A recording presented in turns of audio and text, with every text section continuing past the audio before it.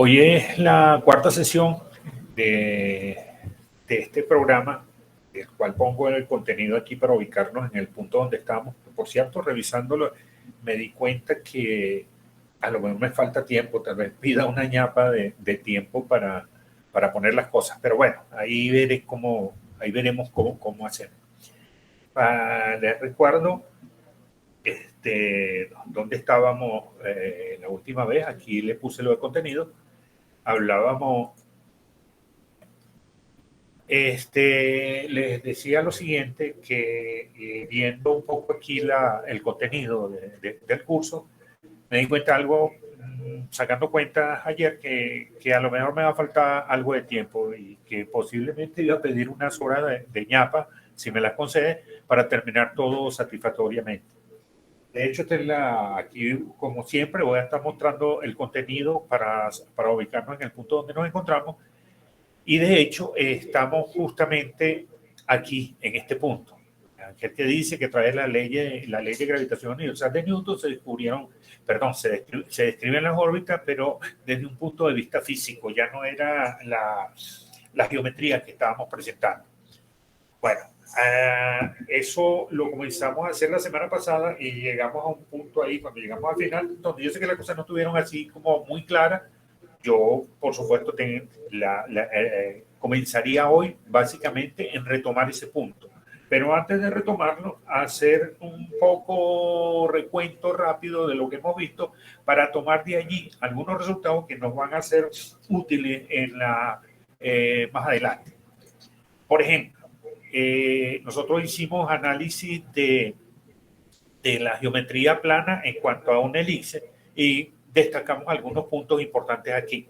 Hablamos, qué sé yo, del semieje mayor, hablamos del semieje menor, de los focos, que a lo mejor no los muestro aquí, y de la distancia focal o semidistancia focal y de una cantidad que va a ser bien importante, que se conoce como excentricidad. Recuerden que la excentricidad es aquella cantidad que de alguna manera mide la forma en la cual esta elipse tiende a ser o no una circunferencia. Que teníamos valores, que cuando la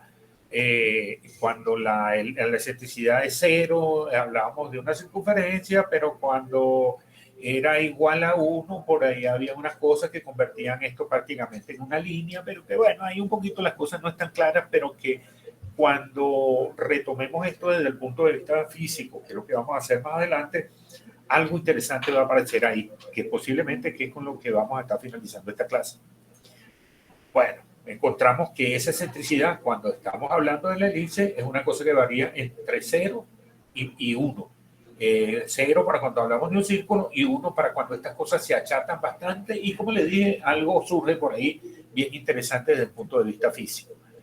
Además, pusimos la elipse, la describimos en coordenadas polares y tomamos el origen justamente en uno de los vértices.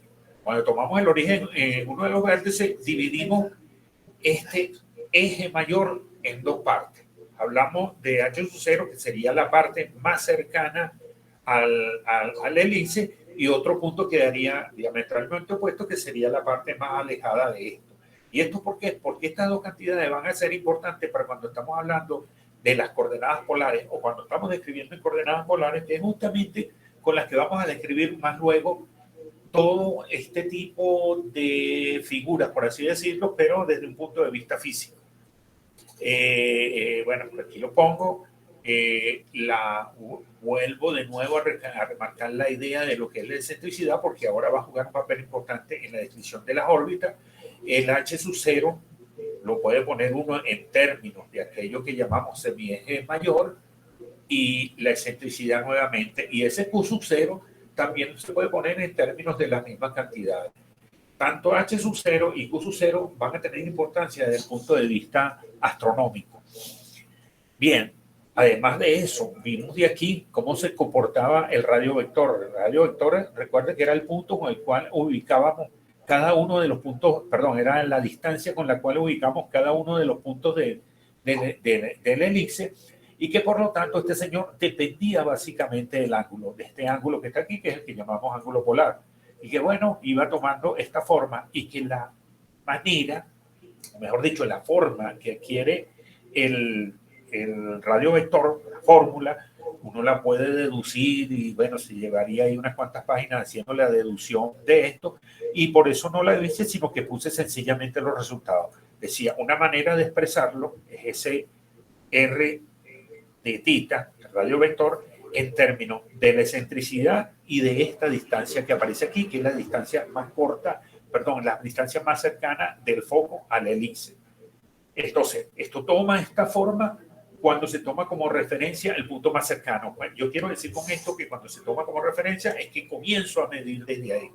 O sencillamente lo escribo de esta forma en términos del punto más alejado. Bueno, cuando comenzamos a medir justamente desde aquí esta parte, o sea, nuestra parte inicial comienza justamente desde aquí.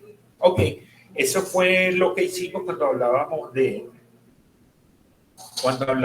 de la distancia, de la descripción del elixir. Hasta aquí estamos hablando solamente en términos geométricos, ¿de acuerdo? Pero bueno, más adelante empezamos ya a hablar en términos físicos, por aquello de que ya en el siglo XVII era un hecho aceptado de que los planetas se movían en un sistema heliocéntrico y siguiendo trayectorias elípticas. Ya las leyes de Kepler habían copado, si se quiere, la astronomía, y la astronomía comenzó a tener avances y por supuesto, como lo dije la otra vez, ya la investigación pasaba a otro nivel. Por ejemplo, ¿qué mantenía los planetas ligados al Sol?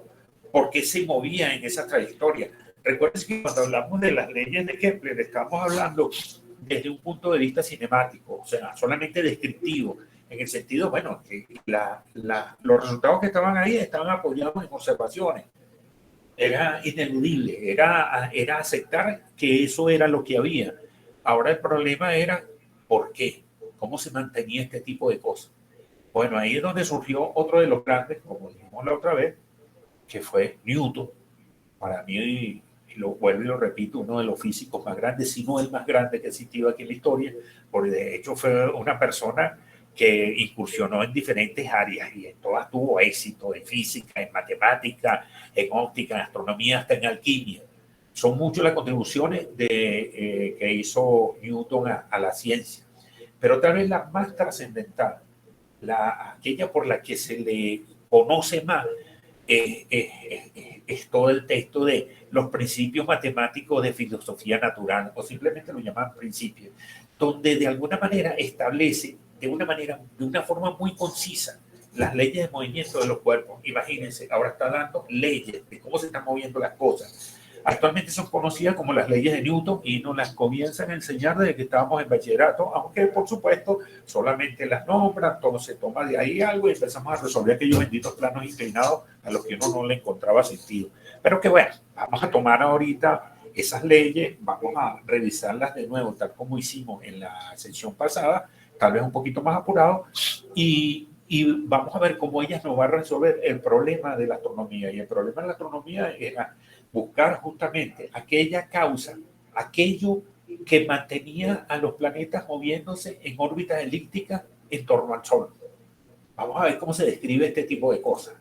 Bueno, de hecho, lo que le adelanto aquí, y justamente lo que se encontró, es que las leyes de movimiento, más otra cosa mucho más, bastante fundamental, tan fundamental como esto, la ley de gravitación universal, fueron suficientes para describir la mecánica celeste con mucha exactitud y aún sigue siendo usada en este ámbito.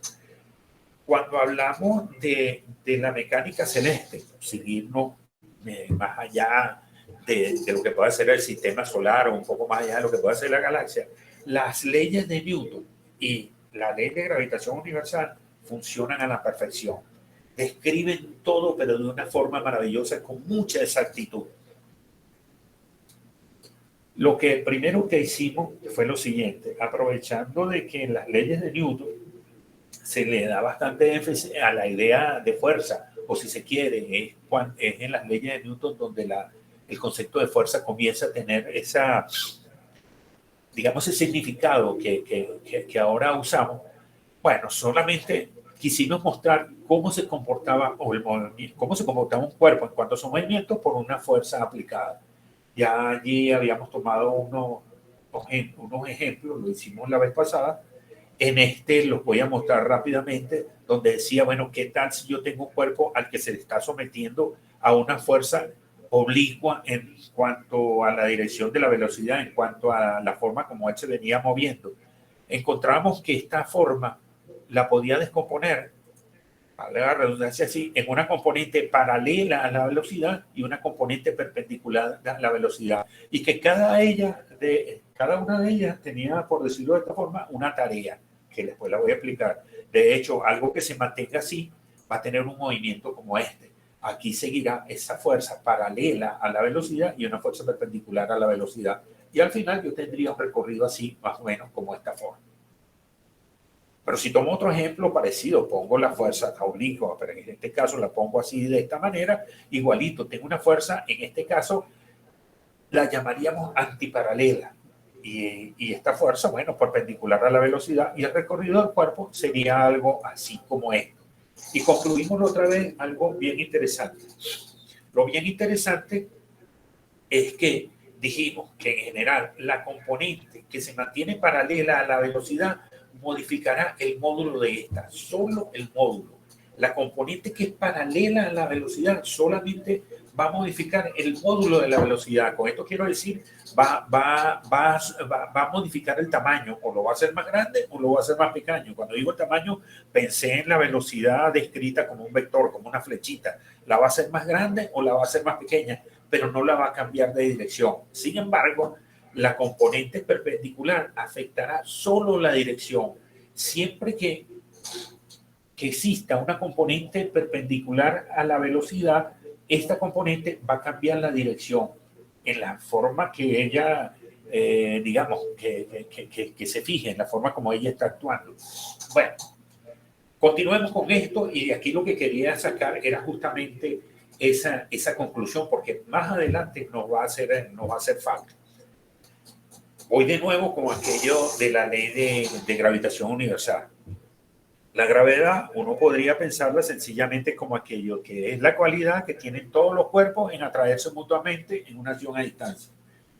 Más allá no decimos nada en relación a la gravedad, de qué es, de dónde proviene, qué sé yo, toda aquella serie de cosas. Y Newton tenía razón con aquella frase o aquel pensamiento, o nota, también podría llamarlo, donde dice que decir que un cuerpo es afectado o afecta a su entorno por una propiedad interna, qué sé yo, es no decir nada. Pero derivar de ahí los principios fundamentales de cómo se mueve ese sistema es dar un paso bien grande. O sea, lo que está escondido ahí dentro de ese pensamiento de Newton es el hecho de que no necesitamos averiguar exactamente qué es la gravedad para trabajar la mecánica. Lo que necesitamos ver efectivamente son los efectos. De hecho, dije, lo mejor dicho, Newton plantea aquello de que la gravedad es esto, pero que el efecto que él ve es que dos cuerpos se atraen con una fuerza que es proporcional a sus masas e inversamente proporcional al cuadrado de la distancia. Esto es, Newton se da cuenta que para describir las órbitas de Kepler, que era lo que vimos anteriormente, estas fuerzas deberían ser inversamente proporcionales al cuadrado de la distancia. Hasta el momento aquí lo que estamos diciendo es que se atraen, pero Newton puso una piedrita más, puso algo más, un elemento más, y es decir que esas fuerzas tenían que ser proporcionales al cuadrado de la distancia, porque si no, no describían las leyes de Kepler.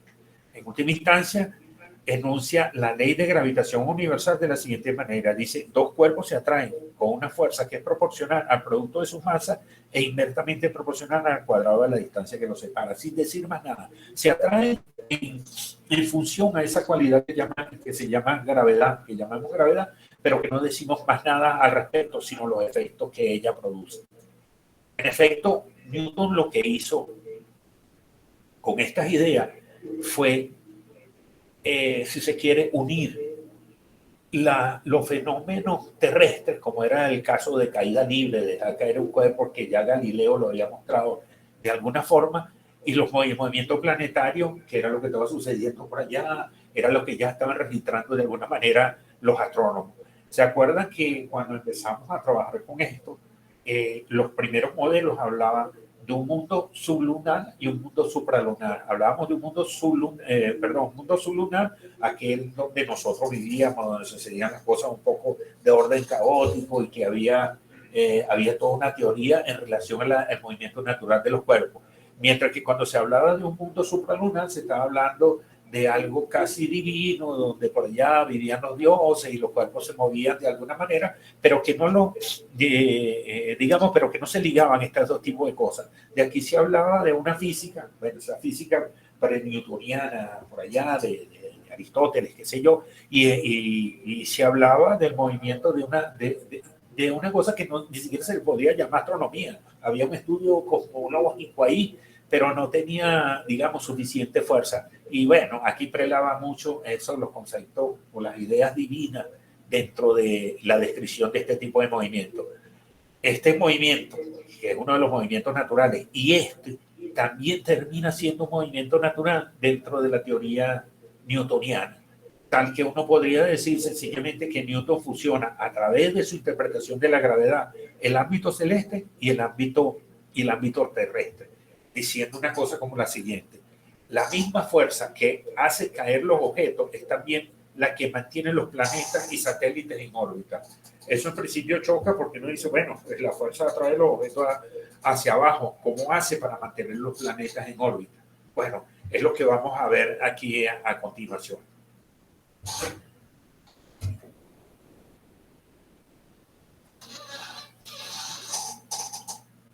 Aquí estuvimos la vez pasada hablando un poquito de órbita.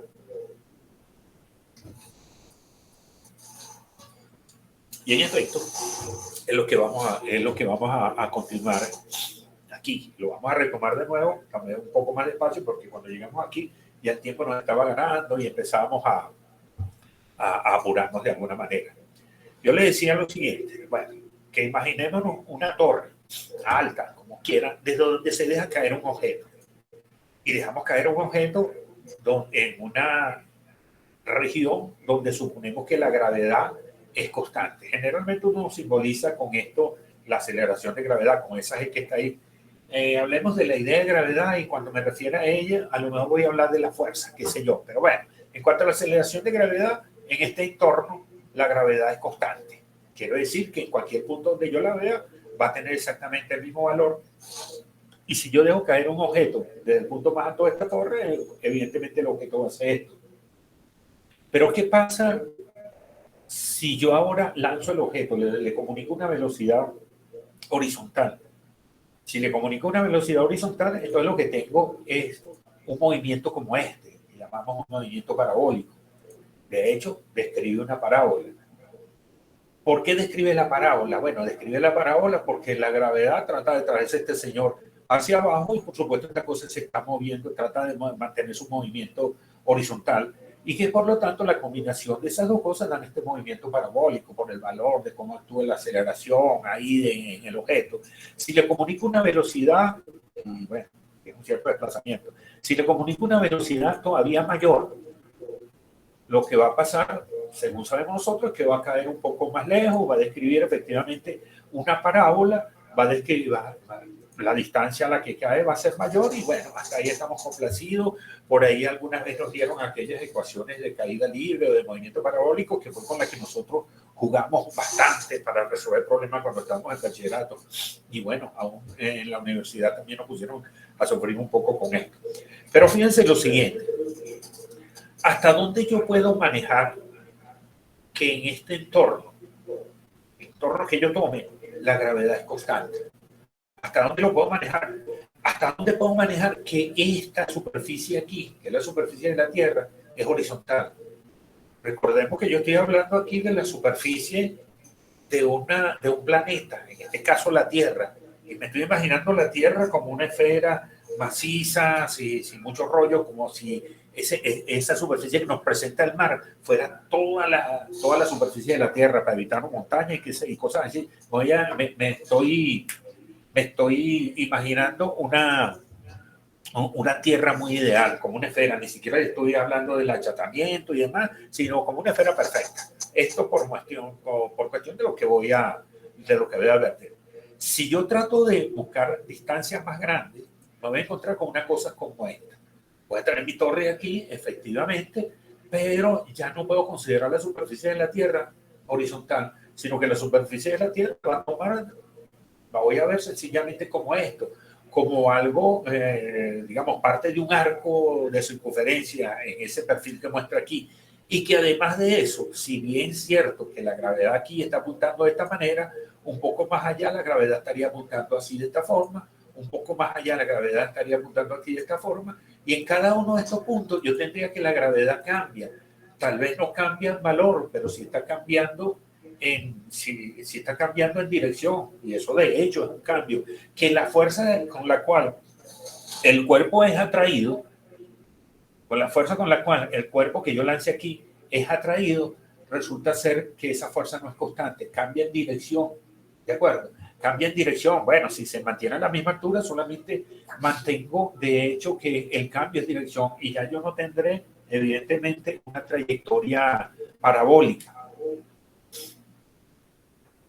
Esto que aparece aquí es una trayectoria, bueno, que depende de la velocidad que yo le dé a esto. En la medida que esta cosa se va moviendo aquí, la velocidad va cambiando en dirección en cuanto a la gravedad, porque la gravedad de alguna manera está cambiando. Si yo a esto le doy un impulso más grande, pasará esto. Si le doy todavía un impulso más grande, va a tardar más en llegar aquí. Y si le daba un impulso más grande, bueno, llegará hasta aquí, hasta esta parte. Pero ahora fíjense lo siguiente, fíjense el recorrido que tiene el objeto. En la medida que el objeto se va moviendo, el piso se le va alejando. Cada vez se le pone más lejos. De tal manera, bueno, que a este señor le va a costar más llegar aquí y por lo tanto el tiempo que se va a tardar siempre va a ser mayor. Bueno, si hiciéramos esto, veríamos que tendría una trayectoria más o menos así, de este estilo. Pero allá hay algo interesante, que es lo siguiente.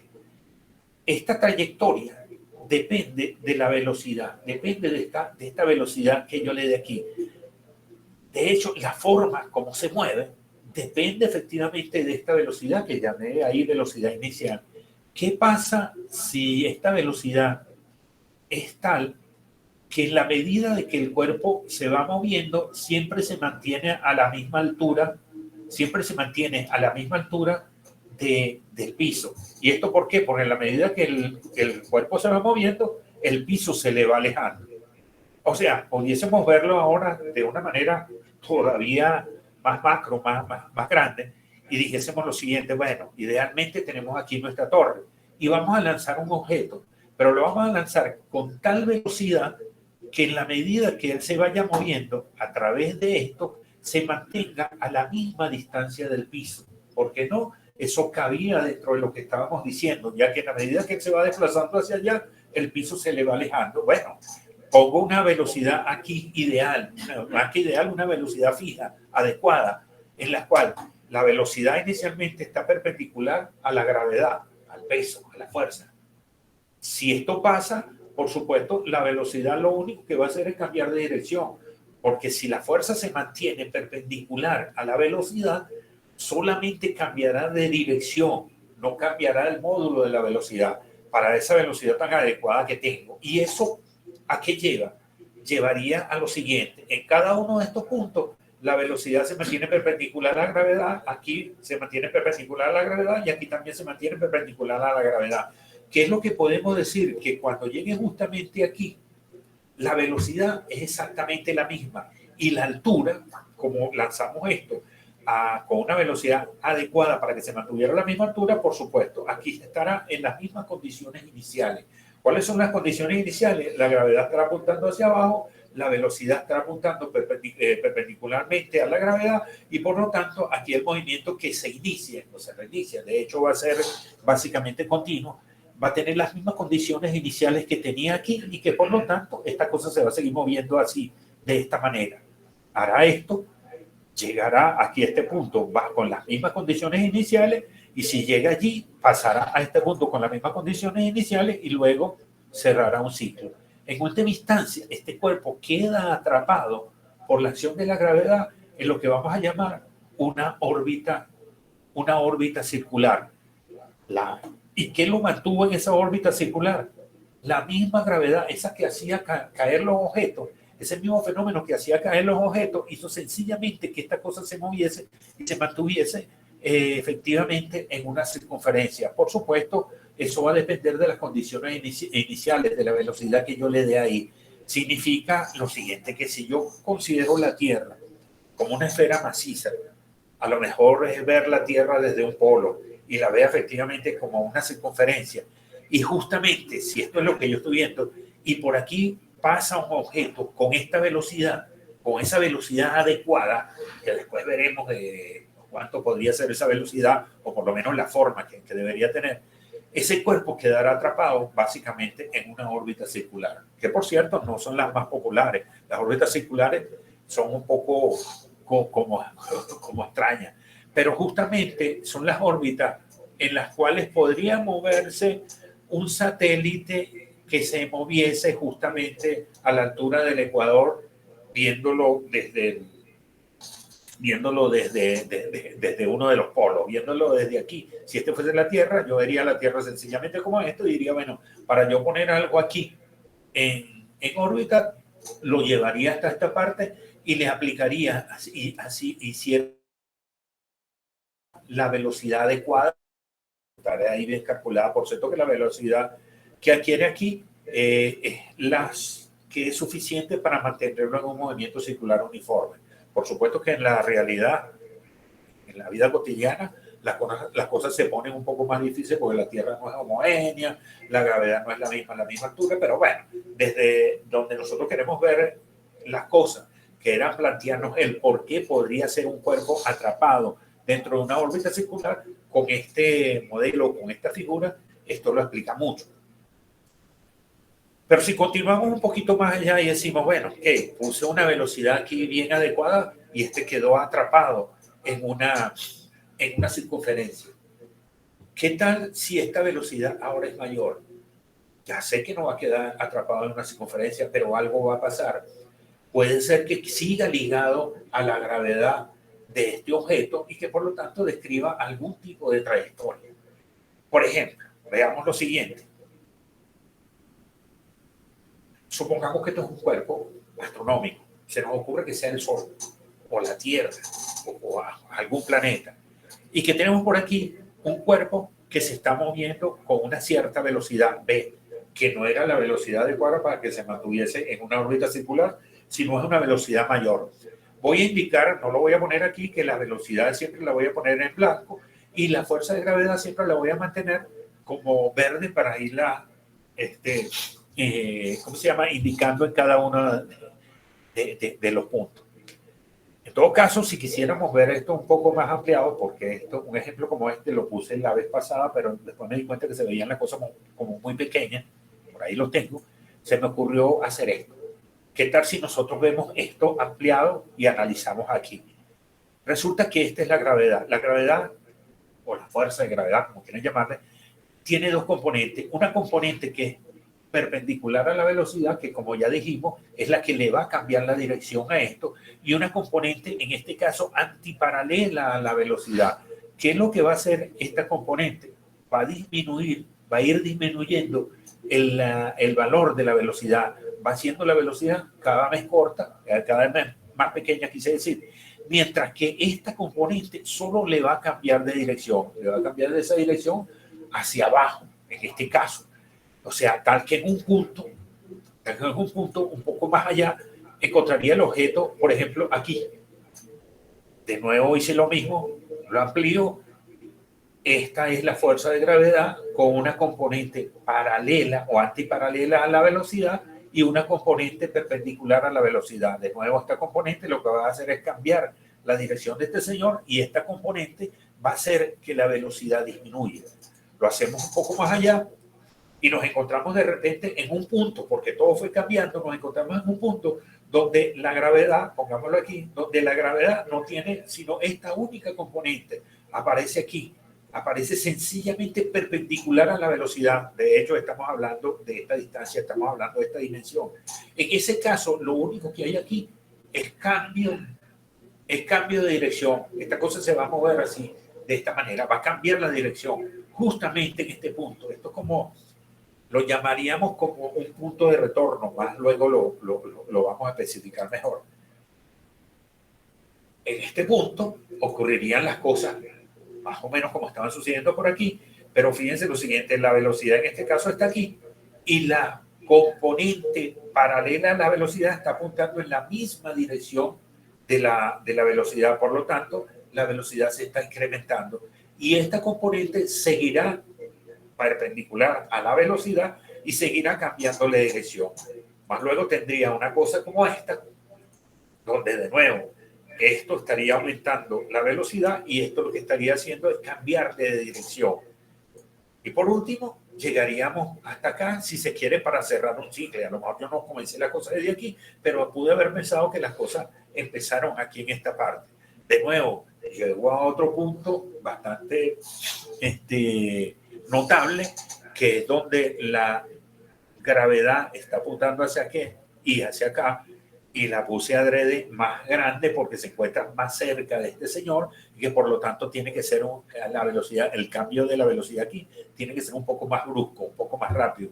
Ese poco más brusco en física se va a traducir sencillamente en que por aquí voy a tener mayor velocidad, cosa que vamos a ver después, la vamos a ver con un poco de detenimiento.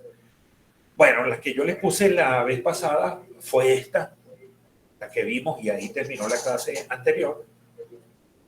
Les había puesto esta, y de hecho aquí aparece ese punto de retorno, llegaría aquí a ese mismo punto inicial y estaríamos cerrando, porque yo lo puse así, una hélice, que ahora tendríamos una órbita, por ejemplo, una órbita planetaria en torno al Sol, que sería básicamente una hélice. La descripción no es matemática, la descripción es semi-intuitiva, y digo semi-intuitiva porque es lo que nos estaba dictando esto, pero bueno, ya estábamos hablando de la gravedad está metida ahí en esa parte. Ahora nos toca, o mejor dicho, ya desde aquí podemos tener en mente de que las órbitas se cierran, o pueden estar cerradas, no necesariamente todas van a estar cerradas, de que las órbitas se cierran y que esto de alguna manera nos explica por qué podría adquirir una órbita elíptica, por cierto, con el astro principal, que podría ser el Sol, justamente en uno de los focos de la hélice. Por cierto que esta semana hubo unas preguntas que si es una hélice, la hélice tiene dos focos y qué sé yo, y que si el Sol está en uno de los focos, ¿qué significa el otro foco? La respuesta que yo doy es que no significa nada, eso es sencillamente un punto geométrico porque estamos asociando a esta hélice a la geometría, a una figura geométrica que está descrita así de esta manera. Nos la estamos trayendo para acá, desde la geometría, del mundo de la geometría, y la estamos poniendo en el mundo físico. Bueno, en el mundo físico sucedió que en este foco, sí, ahí colocamos al Sol, pero aquí no hay nada. Igual que el centro de la hélice, en principio no presenta nada. Chévere. Bueno, eso podría ser algún tipo de conversación que pudiésemos tener después. Bueno, pero ahora veamos si lo que nos va a llevar un poquito más de análisis, porque como el nombre lo dice, digamos, si esto es el Sol, este punto que llamé punto de retorno, se encuentra en una posición que se conoce como afelio, que es el punto más alejado que se encuentra, no sé, un planeta, la Tierra, qué sé yo, del Sol, en su órbita elíptica. Y este punto que está aquí, que es el punto más cercano al Sol, que tiene un planeta en torno al Sol, se conoce con nombre de perihelio. El afelio lo vamos a representar por la letra Q más adelante, y el afelio yo en particular lo representé por la letra H sub Z. Pero bueno, ahora quería que viésemos las órbitas desde un enfoque analítico. Es cierto, como yo le dije la vez pasada, que es inevitable que aparezcan las ecuaciones aquí. Lo que sí he estado haciendo yo, o lo que hice, mejor dicho, es que pongo las ecuaciones y pongo el resultado, porque yo sé que el resultado aquí hay que echar, como uno dice, hay que echar lápiz para llegar a estos resultados. Pero en todo caso, lo que yo quiero plantear es lo siguiente. Lo primero que vamos a utilizar como herramienta es la ecuación de movimiento. Esto es la ecuación de movimiento, es la ecuación que yo necesito para describir el movimiento de cualquier cuerpo, donde basta que yo conozca la fuerza, basta que yo conozca la masa, que es una propiedad intrínseca de cada objeto, y con ello yo puedo determinar la aceleración. Si determino la aceleración y conozco las condiciones iniciales, todo lo demás está descrito. Entonces, la principal parte que hay que agregar aquí es la física, ¿de acuerdo? Tal que si yo voy a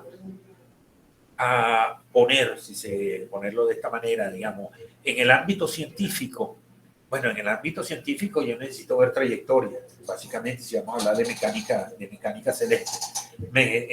Hablar de trayectoria significa ya decir, bueno, ¿qué es lo que hay ahí? Yo sé que todos los cuerpos van a ser descritos, o mejor dicho, el movimiento de todos los cuerpos va a ser descrito a través de esta ecuación que está aquí, solo que yo necesito suministrar algo más. Ese algo más que voy a suministrar en el ámbito científico lo da la ley de gravitación universal. Fíjate cómo está Newton aquí 100% metido en ese tipo de descripción, porque ahora estoy diciendo que Newton planteó aquello de que dos cuerpos se atraen y con una fuerza proporcional al producto de su masa e inversamente proporcional al cuadrado de la distancia que los separa. En este caso puse aquí un R con un gorrito arriba para indicar de que aquí hay una descripción polar y que esta es una fuerza. Si yo tomo el origen dentro del cuerpo central, el que está emitiendo, por decirlo así, la gravedad, esto sería la representación de las coordenadas radiales. E es una constante, que vendría a ser básicamente es la constante de gravitación universal, que no la descubrió Newton, por cierto, o mejor dicho, Newton la planteó y quien la calculó fue Cavendish después de un experimento bien interesante que tal vez pudiésemos hablar más adelante de él. Bueno, en todo caso, tengo un objeto central, imagínense, podría ser el Sol, podría ser un planeta, podría ser cualquier cosa que es un objeto central y adrede lo pongo un poco más grande que lo que tengo aquí al lado para indicar que es el que tiene mayor masa y demás. Esto pongo por aquí un objeto que se está moviendo inicialmente con una velocidad v sub 0. Esas son las condiciones. No solamente eso, sino que tiene una masa, le pongo una masa pequeña y que se encuentra a una distancia h sub 0. Esa distancia fue la que yo utilicé, o mejor dicho, fue la que nombré hace rato para indicar que era el perihelio. Aquí la estoy tomando sencillamente como una distancia a propósito, porque más adelante vamos a ver efectivamente que esto es lo que ocurre, que esto que está aquí va a ser justamente el perihelio. Bueno, supóngase que el cuerpo está avanzando así de esta manera. Ya vimos anteriormente que si la gravedad está apuntando así, él tiene esta velocidad, esta fuerza está apuntando así de esta manera, más luego el cuerpo podría encontrarse por aquí, o podría encontrarse por aquí, o podría encontrarse por cualquier parte, de tal manera que aquí vamos a describir la posición, así como lo hicimos en el caso del hélice. La vamos a llamar radiovector y es la posición que hay desde el centro de este señor hasta donde se encuentra el objeto que se está moviendo. Esto lo vamos a llamar siempre cuerpo central, en este caso el amarillo. El ángulo del que estoy hablando es justamente este ángulo que está aquí, medido a partir de esta parte. Y en ese caso estoy hablando de este radio. ¿Qué significa resolver las ecuaciones? Veamos de aquí. Resolver las ecuaciones significa tomar esta fuerza que está aquí, sustituirla en esta ecuación, escribir todo en términos de lo que aparece aquí y efectivamente dar una respuesta de este ángulo, describir el ángulo, perdón, de esta posición, describir esta posición en términos del ángulo a través de esta ecuación. De hecho, la ecuación que nos quedaría será algo así, como esta, donde la aceleración, que en este caso es la aceleración de gravedad, habría que escribirla también, por la aceleración en total, habría que escribirla en términos de las componentes polares. Es lo que le dije, que no me voy a poner a hacer aquí, porque esto nos llevaría bastante tiempo y no sé si todos allí tienen el conocimiento para utilizar las herramientas que podría generar una cosa como esta. Por decirlo así, esto genera una ecuación que uno llama ecuación diferencial de segundo orden, que ponerse a resolverla aquí, bueno, llevaría bastante tiempo y no sé, a lo mejor perderíamos tiempo ahí. Lo que yo haría y lo que voy a hacer es sencillamente decir, bueno, mira, el resultado de hacer esto, de resolver esta ecuación, me lleva a plantearme esta posición en términos del ángulo a través de todas estas cantidades que hay aquí. Esta cantidad, dije que era esta distancia donde él comenzó. Esto que está aquí es la velocidad, que no sé por qué la borré, la velocidad inicial con la que él arrancó es, digamos, las condiciones iniciales. Y de paso aparece la constante de gravitación universal y la masa de este señor, que es el cuerpo central. Ustedes dirán, bueno, pero no aparece la masa M pequeña, M minúscula, en todo caso. Pero es que la masa M minúscula nos juega, digamos, algo importante ahí si admitimos que esta masa es mucho más pequeña que este señor. Y hay algo, un paréntesis para decir algo. Yo estoy suponiendo aquí, aunque no lo puse explícitamente, lo que acabo de decir, que esta masa es muy pequeña en comparación con la masa de él. Que sí es cierto que este cuerpo afecta con esta fuerza, este cuerpo afecta al segundo con una fuerza parecida según la tercera ley de Newton, apuntando en esta dirección. Pero resulta que la masa de este señor hace que yo no vea efectos de movimiento sobre este tipo. Y que por lo tanto yo puedo considerarlo en una primera aproximación como si estuviese en reposo. Eso pasa con el Sol. El Sol se ve afectado por la fuerza de los planetas. El Sol se ve afectado por la fuerza de los planetas que se ven allí alrededor. Pero la masa del Sol es tan grande en comparación con la masa de los planetas, inclusive en comparación con la masa de Júpiter, que es el planeta más grande que el Sol, prácticamente podemos considerarlo en una primera aproximación como si estuviese en reposo. ¿Es cierto? Decimos, en esa primera aproximación nosotros trabajamos y decimos, bueno, este señor está en reposo, ¿quién se está moviendo esto? ¿Y cómo se está moviendo? Bueno, se está moviendo justamente con esto que está aquí. Justamente, digamos, el resultado de estas ecuaciones me llevó a esto. Y cualquiera que ve esto dice, bueno, qué cosa tan complicada, qué feo, bastante feo. Pero ahí los pongo a lo siguiente, a jugar un poquito con la memoria por algo que va a aparecer aquí, que por eso lo puse por allá al principio, la descripción en coordenadas polares de una elipse.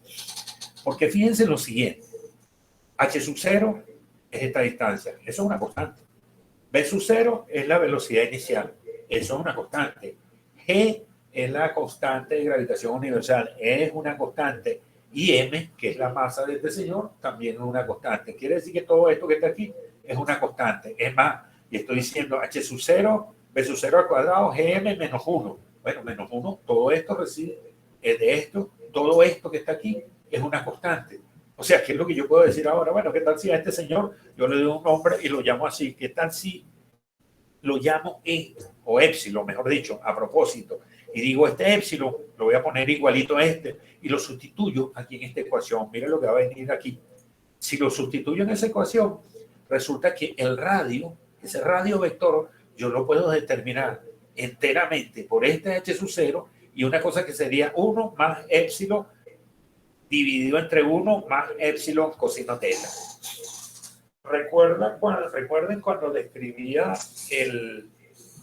la elipse en coordenadas polares, que justamente nos dio esto, donde épsilon era una cantidad que si era algo así como la distancia focal dividida entre el eje mayor, y esto en última instancia lo podíamos poner en función, en términos del semieje menor y el semieje mayor de la elipse, que nosotros concluimos allí que esta cantidad era mayor que 0, mayor o igual a 0 cuando hablaba de un círculo y menor o igual a 1. Y ese 1 quedó ahí medio sospechoso, ese límite superior quedó ahí medio sospechoso porque nos quedaba como una línea, o sea, agarrábamos la elipse y la achatábamos, o tal vez si tomábamos límite nos daba una línea por allá muy infinita. en la cual, bueno, no me preocupe, eso es lo que está sucediendo por allá en el mundo de la geometría, pero en el mundo físico ahora estamos tomando esto. Esto que apareció aquí es justo la forma o la estructura de la ecuación de una elipse. Sin embargo, para que sea una elipse, este término que está aquí tendría que comportarse exactamente igual. Tendría que ser una cosa comprendida entre 0 y 1. Pero veamos lo siguiente.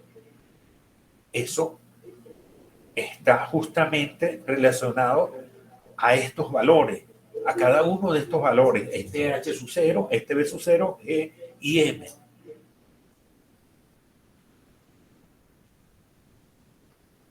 Como dije anteriormente, la referencia teta sub 0, o sea, empezó yo a medir esta cosa de aquí, corresponde a H sub 0. Así el punto de retorno se encuentra justamente en 180. Vamos a mantener esa cosa ahí por todo lo que vamos a decir ahora más adelante. Recuerden, la referencia teta sub 0, o sea, cuando el objeto estaba aquí, el ángulo era 0, pero cuando llega a lo que llamamos el punto de retorno, justamente ocurre en 180 grados. No estoy utilizando lo que a mí me gustaría utilizar. En vez de poner pi aquí, pongo los grados para que sea como más amplia de inclusión, para que sea así como para todo el mundo.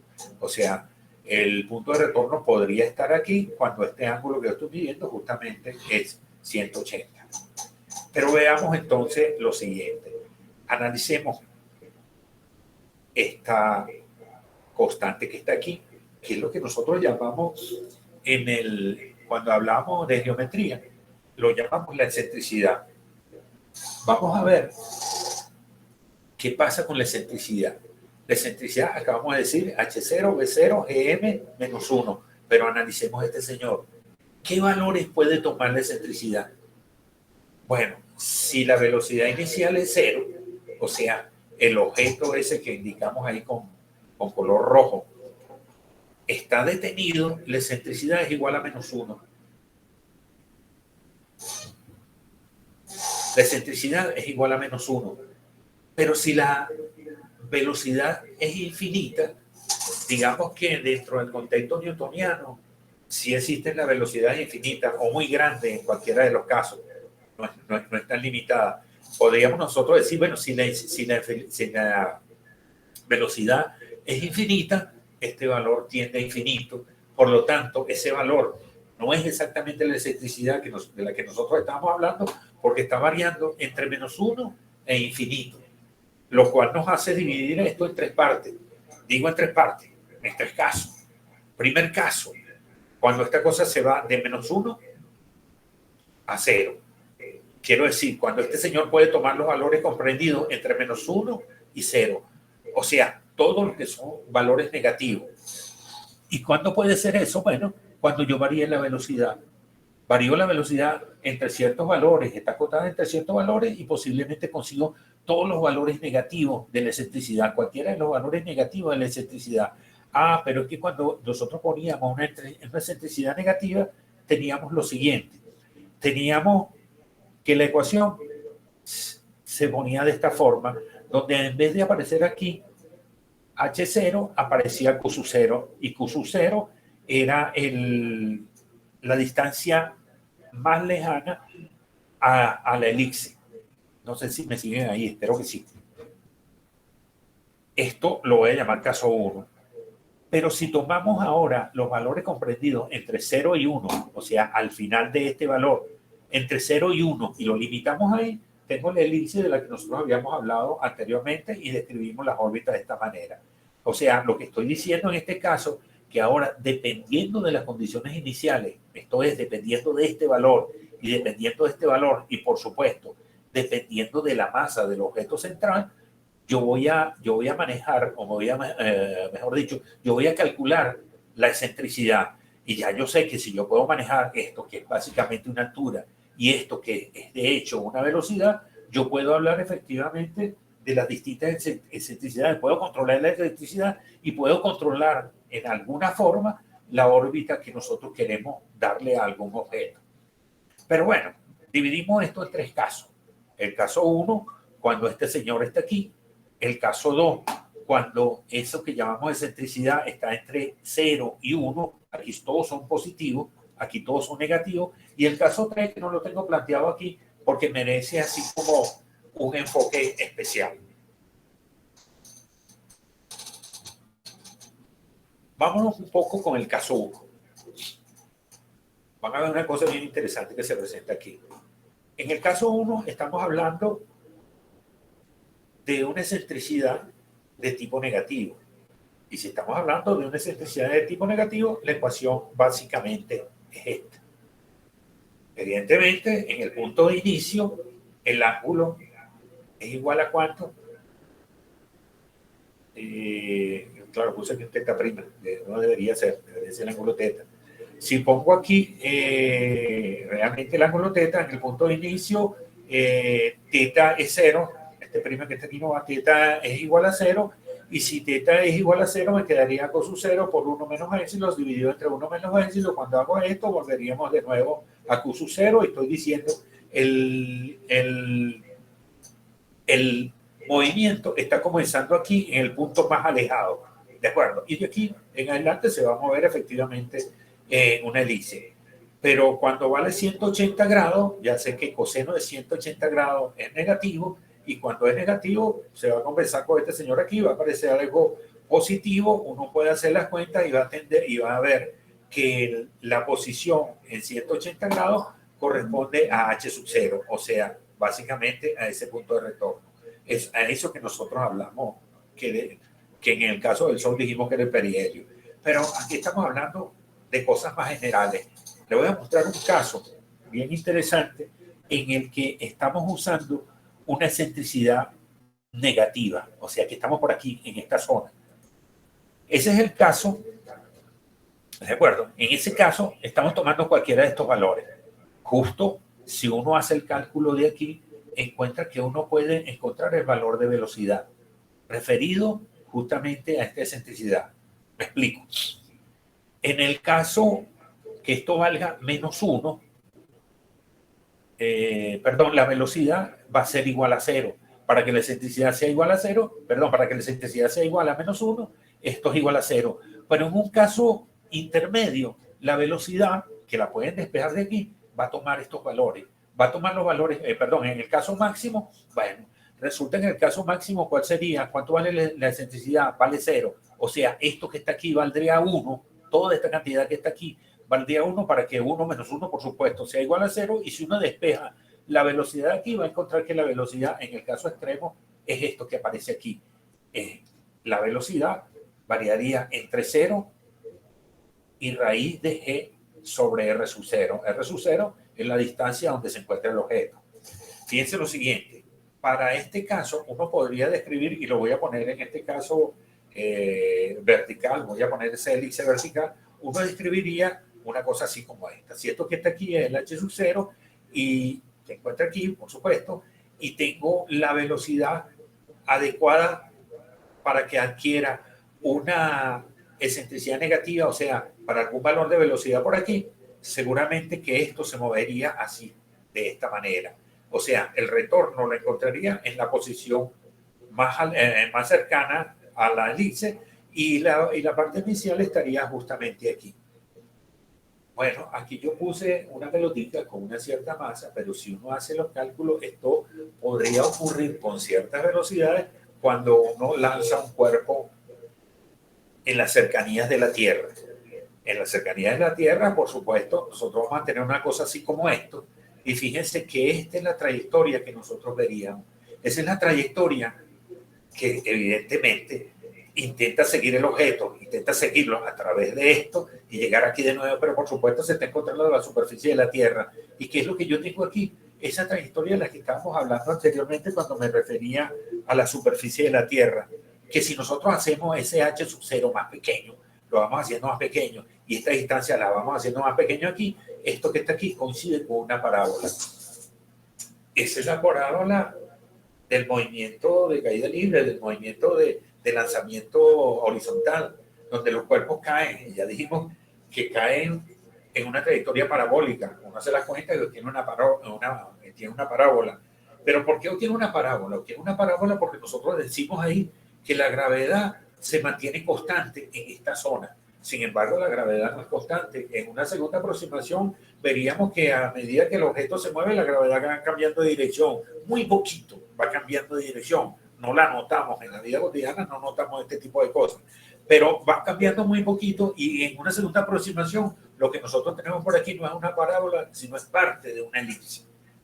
De hecho, si uno dibuja una elipse y recorta por allá un pedacito de ella, va a ver que la elipse en ese pedacito de arco tiende a ser una parábola. Mientras más pequeña la tenga, tiende a ser un movimiento parabólico.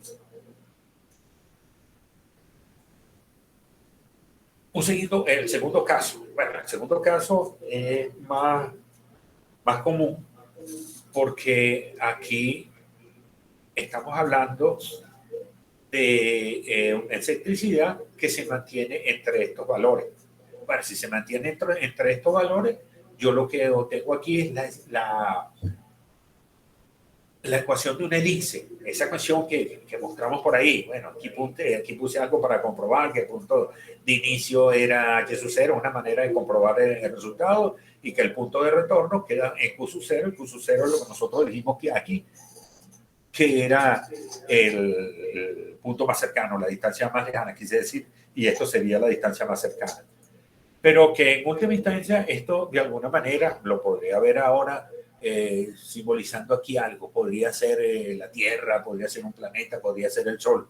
Y que yo tengo un objeto por aquí, al que sea, y lo voy a lanzar efectivamente con una velocidad bien adecuada, de tal manera que se registre un épsilon positivo. Para que se registre un épsilon positivo, esto de hecho tiene que ser mayor que 1, para que esta cantidad me dé un épsilon positivo. En el caso del límite inferior, o sea, cuando epsilon es igual a 0, aquí lo que tenemos es que la velocidad esta inicial que está aquí tendría que tener este valor. Tendría que tener efectivamente este valor. Y mira lo que pasa, bueno, lo que nosotros tenemos ahí para este valor es justamente una circunferencia, lo que ya dijimos anteriormente, lo que veníamos comprobando. Esto es, pongo ahora, pero estoy explicando matemáticamente, efectivamente, lo que sucede con el cuerpo cuando se mueve con este tipo de velocidad, con esta velocidad que es muy adecuada, porque ¿de quién depende? Depende, por supuesto, de la constante gravitacional, que es efectivamente una constante, depende de la masa del cuerpo central y depende de la distancia donde yo tenga esto. Pero más allá de esto, digamos, para velocidades que no son tan específicas como esto, sino que para otro valor comprendido en esto, pero que se mantenga positivo, las velocidades son estas que aparecen aquí. O sea, la velocidad adecuada para que este señor se mantenga efectivamente en una elipse estarían comprendidas entre este valor, que es el que alcanza para que se mueva efectivamente en una circunferencia, y este valor para que alcance una elipse con unas características bien adecuadas. Porque uno se preguntará, bueno, chévere, mira, esa es la velocidad, es raíz de 2g sobre m, pero ¿qué pasa si yo me busco una velocidad mayor que esta? Ahí es donde las cosas comienzan a tener más significado, y ahí es donde las leyes de Newton hicieron, se llaman unas predicciones bien bonitas.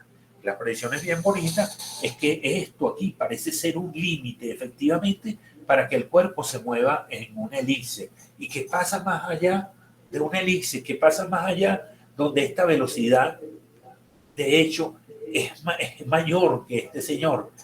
Estaríamos en el tercer caso. En el tercer caso es donde el épsilon, eso que llamamos excentricidad inicialmente, es positivo. ¿Y qué valores puedo tomar? Bueno, de acuerdo a la forma que tenía ya el épsilon, recuerde que era algo así como h sub 0, b sub 0 al cuadrado sobre g por m menos 1.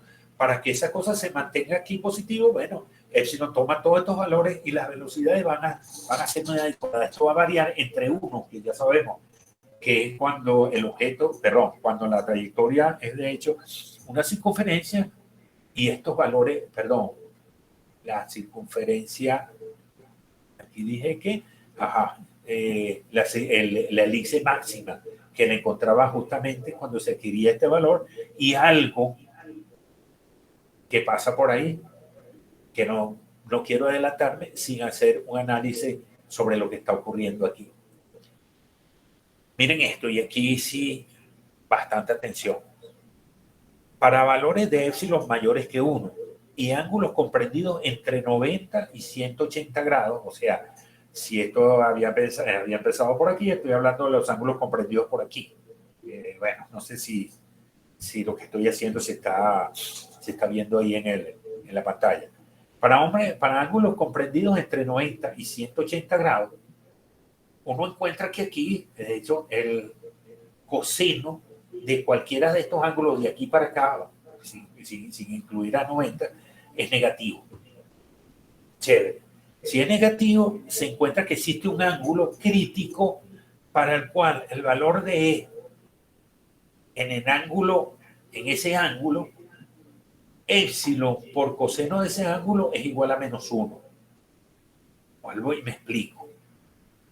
Cuando el objeto se mueve, o sea, de tal velocidad que cuando vaya pasando por esta zona, que es lo que uno llamaría que el segundo cuadrante, que es donde el coseno se pone negativo, ¿sí yo? En ese caso, vuelvo y repito, el coseno es negativo. Si el coseno es negativo, va a existir un ángulo. Recuerde que el coseno varía en ese caso valdría una cosa de 0 a menos 1, en todo caso. En ese caso, el producto de épsilon, que es negativo, multiplicado por el coseno de un ángulo en particular que hay ahí, nos puede dar menos 1. ¿Y qué pasa si esto me da menos 1? Digamos, si esto que está aquí con ese ángulo nos da menos 1, tendríamos 1 menos 1, evidentemente que es 0, y tendríamos esto dividido entre 0, que sabemos efectivamente que eso corresponde a infinito. ¿Qué es lo que estoy diciendo aquí y qué es lo que está diciendo las leyes de Newton, en este caso aplicada para eso en particular? Lo que nos está diciendo que cuando esta velocidad supera esa velocidad límite que habíamos puesto para las órbitas elípticas allá, resulta que se va sin retorno. No hay punto de retorno. El retorno queda por allá en el infinito. Y cuando llegue por allá en el infinito, hablar de infinito en física corresponde a hablar de unas distancias muy grandes.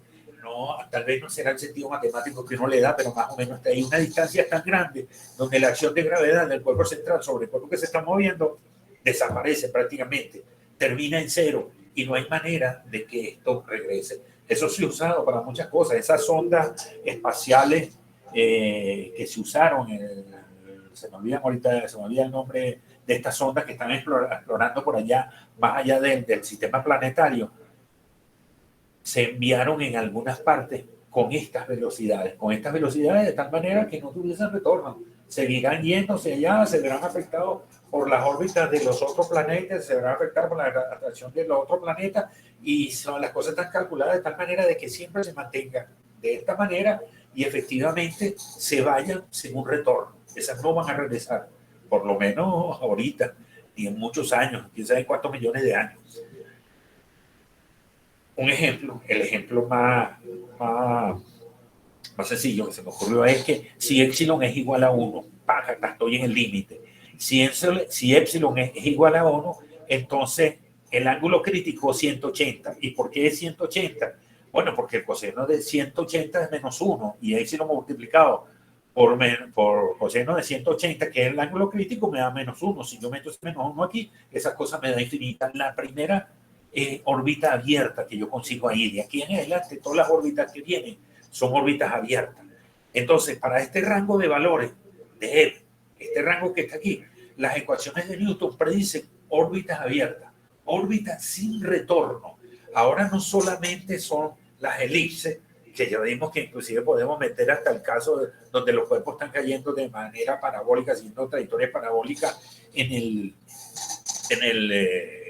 la Tierra, sino que además de eso podemos analizar la órbita de los planetas, pero es que además estamos hablando de objetos que se van sin retorno, que yo les transmito una velocidad inicial tal que cuando siguen su trayectoria bajo la influencia de la trayectoria de este señor, bueno, sencillamente adquieren órbitas en las cuales no van a regresar. Y esas órbitas se alcanzan justamente cuando la velocidad es mayor o igual que esto que aparece aquí. Esta velocidad, por cierto, se conoce con el nombre de velocidad de escape.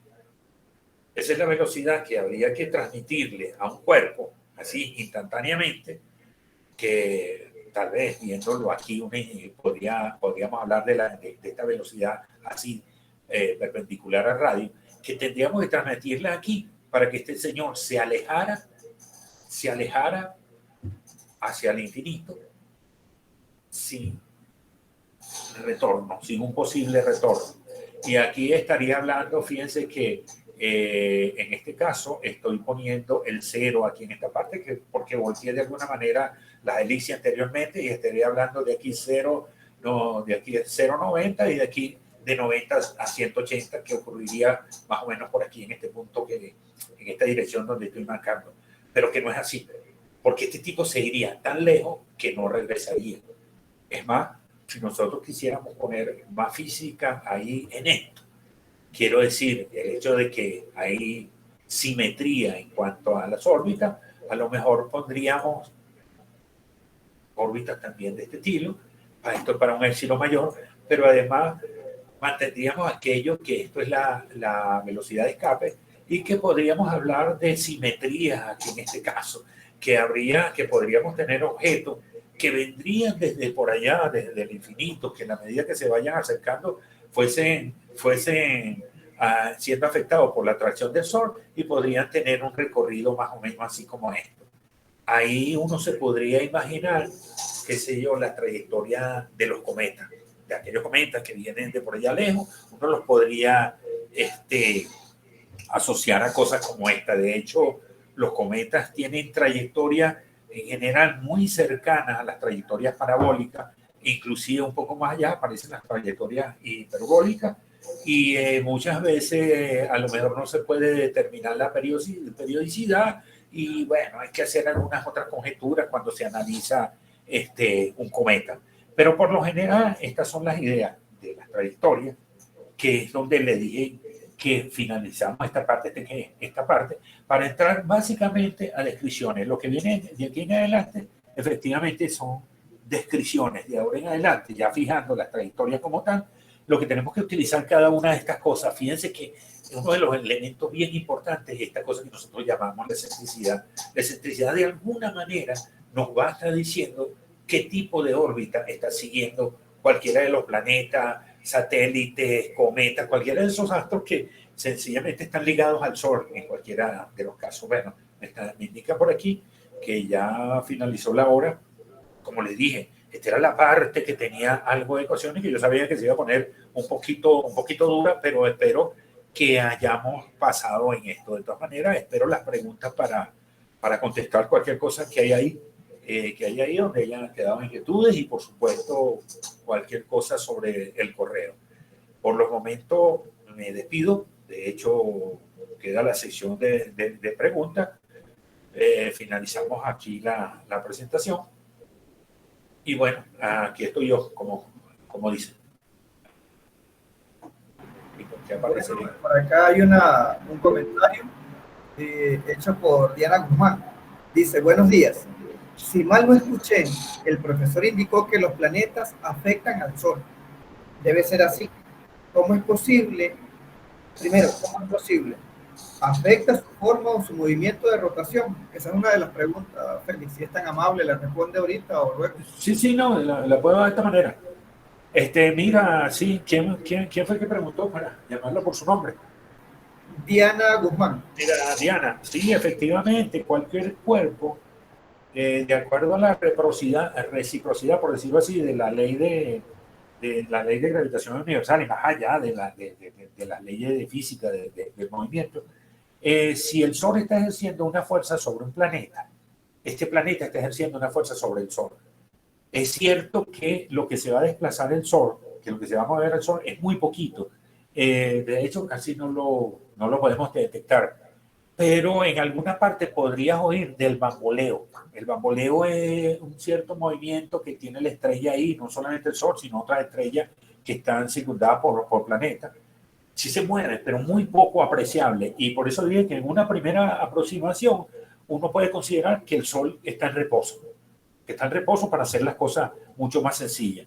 realmente ambos se mueven sobre una cosa que se llama centro de masa. Solo que en este caso el centro de masa entre el Sol y cualquier planeta está muy cerca, pero muy cerca del centro del Sol. Y entonces es igualito de esa primera aproximación, vuelvo y repito, que se mueve el Sol, pero casi ni lo distinguimos. No sé si contesté tu pregunta, Diana. Diana, ¿me dijiste? Por acá hay un comentario y también está levantando la mano Radamés. Primero vamos a leer el comentario y vamos luego hacia las preguntas. Por acá nos pregunta Haidari Mejías si algún libro o algo para leer sobre el tema. Pueden por favor levantar la mano y vamos a iniciar el derecho de palabra. Pues, por favor, Radamés, si es tan amable e inicia. Muy buenos días, muchísimas gracias. Profesor Félix, ¿podría por favor explicarme el contexto de qué se espera de nosotros en una futura evaluación luego de una materia tan densa que muchos de nosotros tendríamos 30 años o más sin manejar dicha fórmula, dentro de una materia que habla de astronomía básica e historia de la astronomía? O sea, me preocupa. Fíjese, la compañera que está preguntando por libros para poder tratar de alcanzar el manejo, la experticia, la destreza de manejar este conjunto de fórmulas. ¿Qué se espera de nosotros o cuál es el contexto hacia nosotros luego de ver una materia tan densa?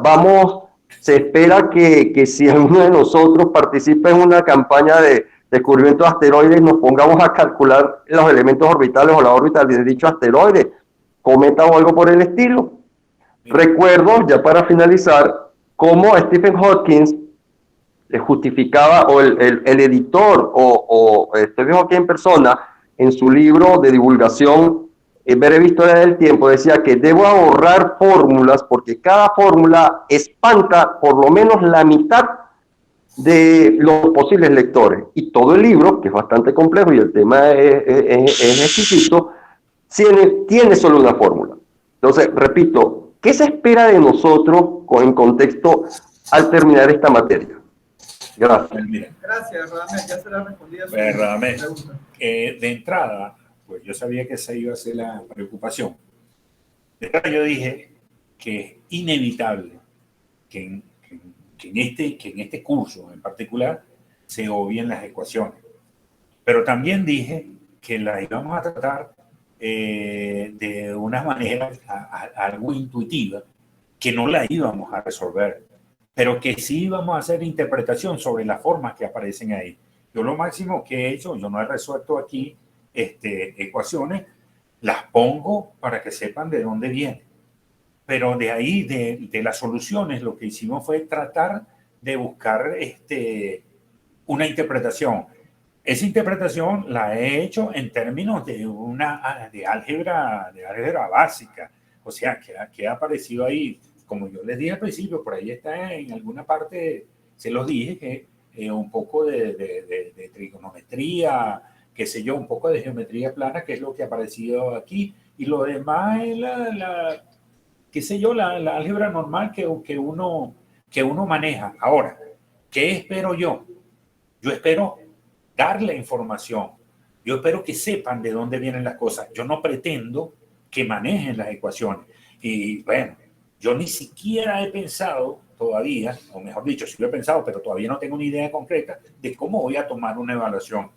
Evidentemente que si yo estoy dando un curso que es referido a divulgación, yo no voy a poner a nadie a resolver ecuaciones. Si yo no las he hecho aquí, no las voy a resolver. Yo lo que quiero es que de ahí capten las ideas propias. O sea, suponte que tú estás dando alguna charla de divulgación, por decir algo, y alguien te pregunta por qué la trayectoria de los planetas son elipses. Te pregunto yo, ¿qué le contestarías? Y te pregunto yo, por eso no te enrolles por la prueba. Yo después buscaré la forma de que esto sea adecuado para un curso de divulgación. De aquí en adelante, por cierto, para alivio de ti, yo sé que otros también están en ese tipo de cosas, no creo que manejen más ecuaciones. De aquí en adelante viene una cosa descriptiva, porque la idea era justamente fijar los resultados, describirlos y después de tener las cosas razonables ahí, empezar a hacer descripción, pero con base. No sé si esta respuesta reúne más o menos las expectativas que tenía ahí al respecto. Me gustaría que contestaras.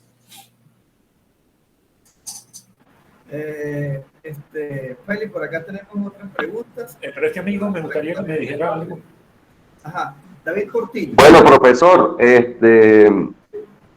¿cómo diríamos? Créame que de verdad, si fuéramos ejemplarizados durante el camino, la relación de la ecuación o la relación de el fenómeno, el movimiento, la órbita, con situaciones tangibles, como ahorita al final usted trató de ilustrarlo con las ondas Voyager y Pioneer, que no recuerdo los nombres, uno podría ir atando cabos y haciendo relación, para entonces uno diciendo, ok, de aquí me agarro de acá, de aquí me agarro de acá, pendiente esto, y no podré ir. Sí, bueno, más o menos esa es la idea. Hasta el momento. Entonces, eso habría sido muy útil por ir relacionando el fenómeno con algo tangible, algo en el espacio que uno esté para ir relacionando. Pero es una materia. Ok, gracias, Radamés, muy amable. Vamos ahora a seguir. David Portillo dice, Félix, si la Luna se está alejando de la Tierra, ¿podemos calcular eso? Mira, David, yo he oído eso en varias ocasiones. Por cierto, que ponen unas medidas de no sé cuántos milímetros por no sé cuánto tiempo. Yo soy físico, me gusta la física. Si eso lo plantea, o sea, a mí me gustaría que me explicaran de dónde viene esa afirmación.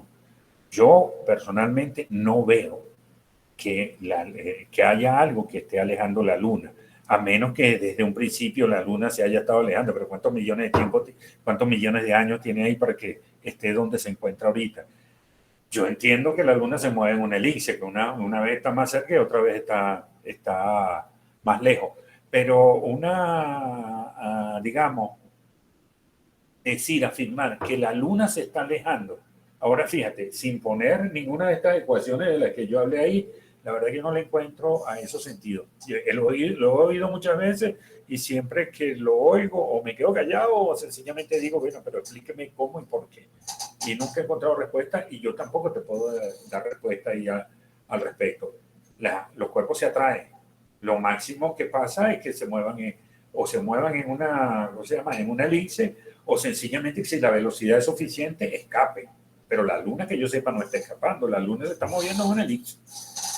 Yo creo que habría que buscarse un poco más de información. A lo mejor tienen razón, no sé, a lo mejor hay que sí, dice, mira, sí se está alejando. Pero esas cantidades que ponen a mí personalmente no me convencen. Por cierto, digo, yo soy físico, no soy astrónomo, pero bueno, ahí estamos metidos en este tipo de cosas. Ajá, perfecto, Félix. Yolmari Carvajal, la excentricidad de la Tierra varía por sus atracciones gravitacionales por las atracciones gravitacionales de los planetas. Buena pregunta.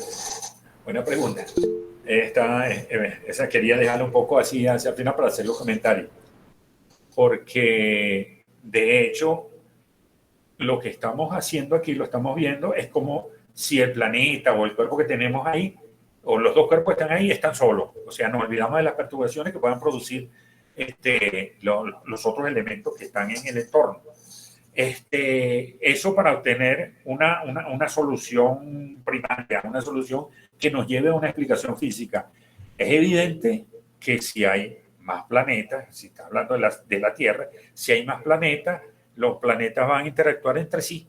y la Tierra recibe la influencia de los otros planetas y esto altera de alguna manera la órbita de la Tierra. Tal vez no la altere de una manera tan significativa, pero hay unos cambios que uno nota, que si ¿cómo se llama? El solsticio ocurre entre estos días, pero varía, se corre de aquí para allá. Hay un montón de cosas que ocurren precisamente por la alteración que tiene la trayectoria, la trayectoria de la Tierra debido a los otros planetas, e inclusive todos los otros planetas también tienen esa, ¿cómo se llama? Esa influencia y se perturba. He hecho un cuento rapidito. Cuando se descubrió el planeta Neptuno, que no lo habían visto, era porque tenían, ¿cómo se llama? Un registro del movimiento de Urano. Y en el movimiento de Urano aparecían unas cuantas alteraciones, que en principio los astrónomos de aquella época dijeron, mira, la ley de gravedad no existe, o sea, falla a grande distancia, porque porque Urano no aparece donde debería aparecer y por lo tanto la cosa no sirve. Sin embargo, alguien se tomó, no recuerdo su nombre ahorita, se tomó la cosa más en serio y dijo, mira, ahí lo que puede estar pasando, que hay un planeta que no conocemos y efectivamente esa persona hizo los cálculos y en los cálculos se los envió a un astrónomo. Ese astrónomo puso su telescopio justamente donde le estaba dando las coordenadas a este señor y descubrieron el planeta Neptuno, que no lo habían registrado. Era precisamente el planeta Neptuno que estaba alterando la trayectoria de Urano y validó mucho más la ley de gravedad, la ley de gravitación universal. Entonces, más adelante hay detallitos que pudiésemos irle agregando, tal vez no descubrir eso matemáticamente, pero de una manera cualitativa, sí comentarlo, de que hay unas cosas ahí que, bueno, que tienen que ver con las alteraciones que producen las interacciones gravitacionales de los demás planetas. Ah, perfecto. También vamos llegando, porque recuerda que tenemos... vamos a un receso. Las otras preguntas serán respondidas un poco más tarde. Vamos a un receso y continuamos. ¿Les parece? Pueden ir a tomar café y agua.